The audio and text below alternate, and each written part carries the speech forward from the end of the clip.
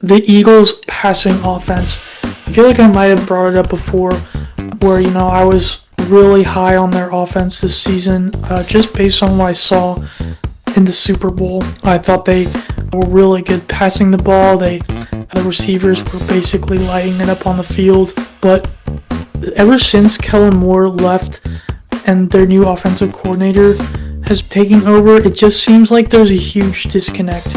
And the offense isn't really clicking. They seem to just be running the ball every time. If like AJ Brown and Jalen Hurts aren't connecting, their offense is like repulsive to me lately. I don't know if anybody else feels the same way, and I'm not even a diehard Eagles fan.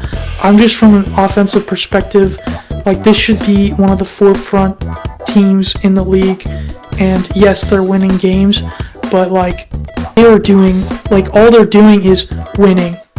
Their offense just looks atrocious. I don't know how Eagles fans actually feel, but like, I thought this would be a fun team to watch.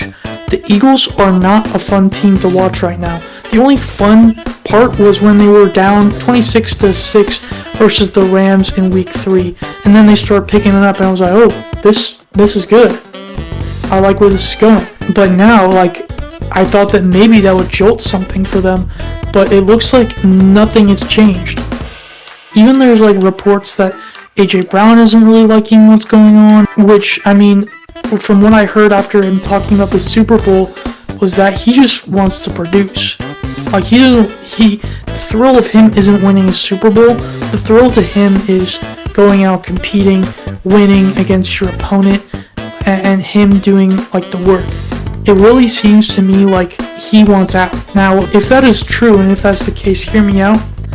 Pittsburgh Steelers should make a run for him, unite him with DK Metcalf, former Ole Miss players again.